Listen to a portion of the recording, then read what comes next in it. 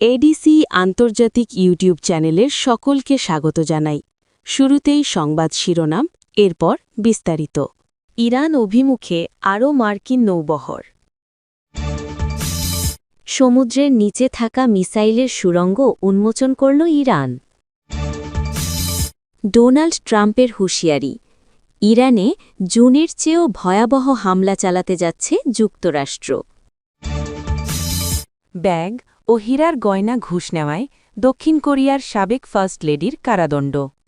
এতক্ষণ শুনছিলেন সংবাদ শিরোনাম, এখন বিস্তারিত। ইরানে হামলা চালাতে পারে যুক্তরাষ্ট্র কয়েকদিন ধরেই গুঞ্জন শোনা যাচ্ছে। এর মধ্যে গত সোমবার মধ্যপ্রাচ্যে বিমানবাহী রণতরীসহ গুরুত্বপূর্ণ সামরিক সরঞ্জাম মোতায়েন করে যুক্তরাষ্ট্র। এবার ইরান অভিমুখে আরও নৌবহর পাঠানোর কথা জানিয়েছে দেশটি। একই সঙ্গে অঞ্চলটিতে সামরিক মহড়া চালানোরও ঘোষণা দেওয়া হয়েছে। গত মঙ্গলবার এক ভাষণে যুক্তরাষ্ট্রের প্রেসিডেন্ট ডোনাল্ড ট্রাম্প বলেন, আরও একটি সুসজ্জিত নৌবহর ইরানের পথে আছে। আমি আশা করছি তারা, অর্থাৎ ইরান, সমঝোতা করতে রাজি হবে। ট্রাম্পের এমন হুমকিকে পাত্তা দিচ্ছে না ইরান। দেশটির পররাষ্ট্রমন্ত্রী আব্বাস আরাগর্চি গতকাল বুধবার বলেছেন, ইরানকে হুমকি দিলে ওয়াশিংটন ও তেহরানের মধ্যে কোনো আলোচনা সম্ভব নয়। তিনি বলেন, সামরিক হুমকি দিয়ে কূটনৈতিক প্রচেষ্টা চালানো কোনো ফলপ্রসূ উপায় হতে পারে না। যদি তারা আলোচনায় বসতেই চায়, তাহলে হুমকি ও অযৌক্তিক প্রসঙ্গ তোলা বাদ দিতে হবে।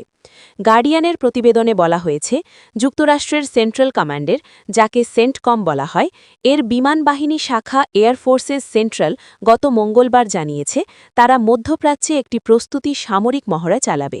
কয়েকদিন চলবে এই মহড়া। সেন্টকমের দায়িত্বপ্রাপ্ত এলাকায় যুদ্ধবিমান মোতায়েন ও সক্ষমতা প্রদর্শন করা এই মহড়ার উদ্দেশ্য।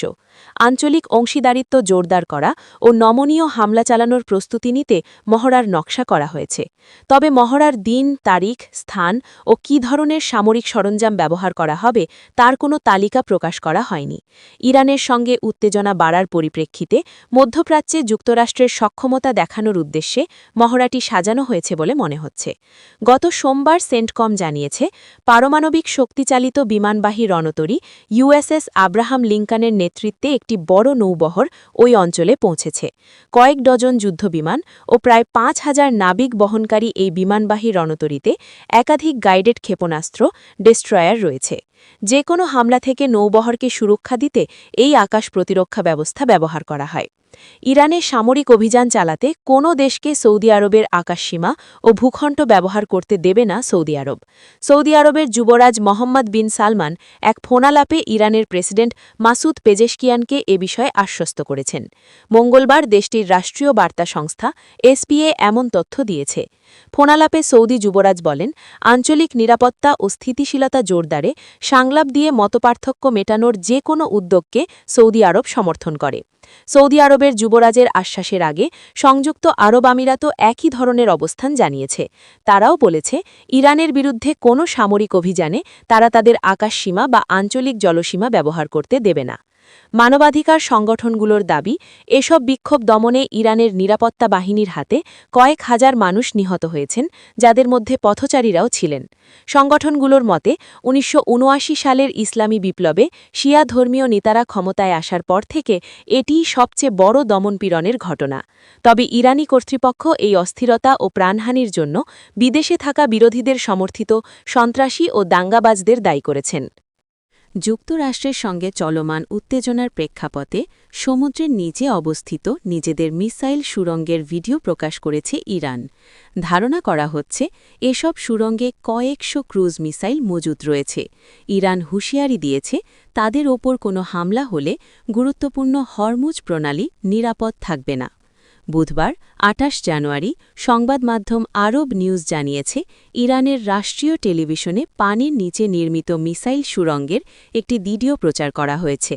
ভিডিওতে ইসলামিক বিপ্লবী গার্ডের নৌ শাখার কমান্ডার আলী রেজা তাংশিরিকে সুড়ঙ্গের ভেতরে অবস্থান করতে দেখা যায়।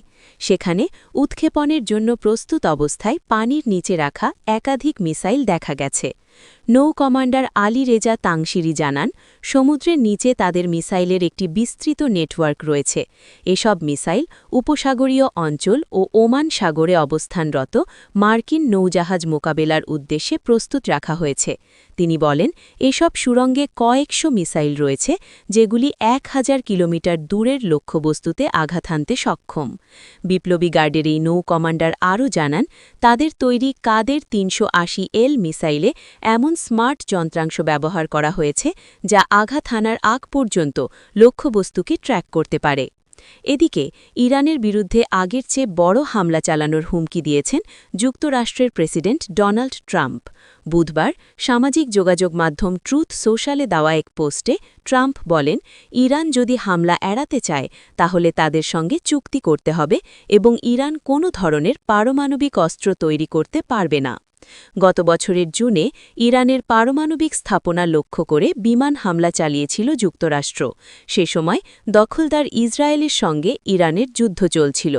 ওই হামলার চেয়ে বড় হামলার হুমকি দিয়ে ট্রাম্প লিখেছেন বিশাল এক যুদ্ধজাহাজের বহর ইরানের দিকে এগিয়ে যাচ্ছে।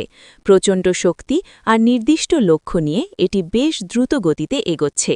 এর আগে ভেনেজুয়েলায় যে বাহিনী পাঠানো হয়েছিল বিশাল রণতরী আব্রাহাম লিঙ্কনের নেতৃত্বে থাকা এই বহরটি তার চেয়েও বড়।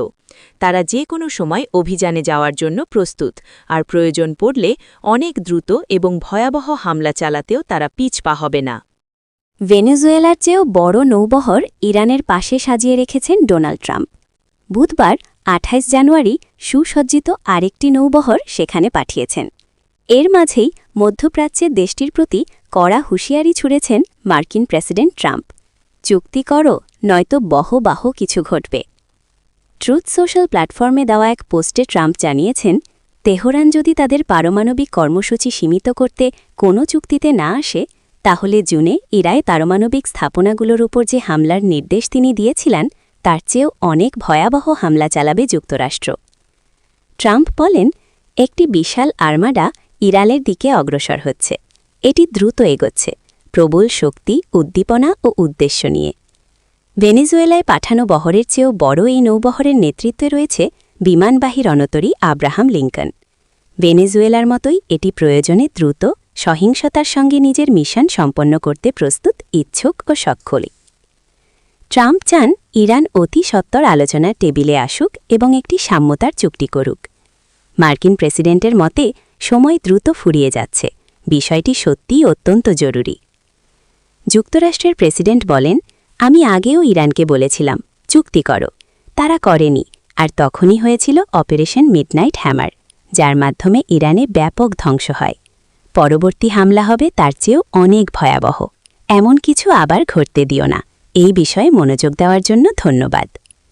সিবিএস নিউজকে একজন মার্কিন কর্মকর্তা নিশ্চিত করে জানিয়েছেন USS Abraham Lincoln বিমানবাহী রণতরী strike group মার্কিন সেনাবাহিনীর সেন্ট্রাল কমান্ডের দায়িত্বপূর্ণ অঞ্চলে প্রবেশ করেছে। এই অঞ্চলের মধ্যে মধ্যপ্রাচ্য ও ইরানের আশপাশের জলসীমা অন্তর্ভুক্ত। তবে এটি এখনও তাদের নির্ধারিত চূড়ান্ত মোতায়েন স্থলে পৌঁছেছে কিনা তা নিশ্চিত নয়। ঘুষ হিসেবে হীরার গয়না ও ব্র্যান্ডের ব্যাগ নিয়েছিলেন দক্ষিণ কোরিয়ার সাবেক ফার্স্ট লেডি কিম কনহি। বিতর্কিত ধর্মীয় সংগঠন ইউনিফিকেশন চার্চের কাছ থেকে ঘুষ নেওয়ার এ অভিযোগ প্রমাণিত হওয়ায় 20 মাসের কারাদণ্ড দেওয়া হয়েছে তাকে। অভিশংসিত সাবেক প্রেসিডেন্ট ইউন সুক ইয়োলের স্ত্রী তিনি। দক্ষিণ কোরিয়ার ইতিহাসে এই প্রথম কোনো সাবেক প্রেসিডেন্ট ফার্স্ট লেডি একই সঙ্গে দণ্ডিত হলেন।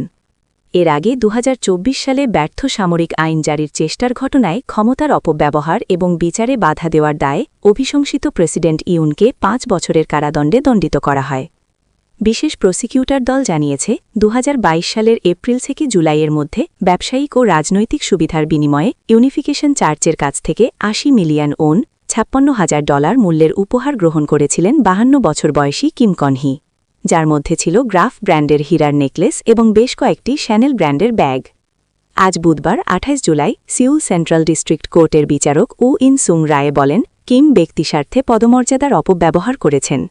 তিনি আরও বলেন কারও পদমর্যাদা যত উপরে হয় তাকে তত বেশি সচেতনভাবে নিজেকে এ ধরনের আচরণ থেকে সংযত রাখতে হয়। তিনি এই প্রস্তাবগুলো প্রত্যাখ্যান করতে ব্যর্থ হয়েছেন এবং নিজের সাজসজ্জায় অতিমাত্রায় মনোযোগী ছিলেন। বুধবার শুনানি হওয়া 3টি অভিযোগের একটিতে কিম দোষী সাব্যস্ত হন।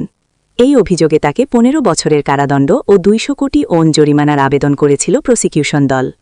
তবে বিচারক উল্লেখ করেন কিম নিজ থেকে এসব ঘুষ দাবি করেননি। তার উল্লেখযোগ্য কোনো অপরাধমূলক রেকর্ডও নেই। আদালতে তাকে নগদ 1,28,50,000 ওন ফেরতের নির্দেশ দেওয়া হয়। পাশাপাশি আদালত হীরার নেকলেসটি বাজেয়াপ্ত করারও আদেশ দেন। একই সময় আদালত কিমকে স্টক প্রাইস ম্যানিপুলেশন অর্থাৎ শেয়ার মূল্য কারসাজি এবং 2022 সালের প্রেসিডেন্ট নির্বাচনের আগে এক রাজনৈতিক ব্রোকারের কাছ থেকে বিনামূল্যে জনমত জরিপ গ্রহণের অভিযোগ থেকে খালাস দিয়েছেন। ওই নির্বাচনে তার স্বামী ইউন সুকিওল জয়লাভ করেছিলেন। কিমের বিরুদ্ধে তার স্বামীর দল কনজারভেটিভ পিপল পাওয়ার পার্টিতে ইউনিফিকেশন চার্চের অনুসারীদের যুক্ত করার একটি পরিকল্পনা এবং সরকারি চাকরিতে নিয়োগের বিনিময়ে উপহার গ্রহণের অভিযোগও আনা হয়েছে। এসব মামলার শুনানি এখনও শুরু হয়নি। রায়ের পর দেওয়া এক বিবৃতিতে কিম বলেন, আদালতের কঠোর তিরস্কার আমি বিনয়ের সঙ্গে গ্রহণ করছি এবং এর গুরুত্ব হালকাভাবে নেব না। তিনি আরও যোগ করেন, আমি সবার কাছে আন্তরিকভাবে ক্ষমা চাইছি। এর আগে কিম সব অভিযোগ অস্বীকার করেছিলেন। সাবেক ফার্স্ট লেডি এসব অভিযোগ অস্বীকার করে সেগুলোকে বড় অন্যায় অভিহিত করেন। তবে তিনি শ্যানেল ব্যাগ গ্রহণের বিষয়টি স্বীকার করেন, তবে দাবি করেন তিনি ব্যবহার না করেই ফেরত দিয়েছিলেন।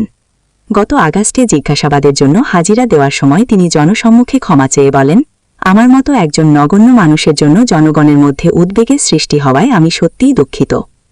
কিমের সঙ্গে ইউনিফিকেশন চার্চের লেনদেনের তদন্তের সূত্র ধরে চার্চের নেতা হান হাকজাকেও গ্রেফতার করা হয়েছে। ফৌজদারি অভিযোগ ছাড়াও কিমের নামের সাথে আরও নানা বিতর্ক জড়িয়ে আছে। গত বছর সুকমিউং উইমেন্স ইউনিভার্সিটি তার 1999 সালে পাওয়া আর্ট এডুকেশন ডিগ্রি বাতিল করে দেয়। বিশ্ববিদ্যালয়ের ইতিকতা পর্যালোচনা প্যানেল তার মাস্টার্স থিসিসে নকলের প্লাজারিজমের প্রমাণ পাওয়ার পর এ সিদ্ধান্ত নেয়।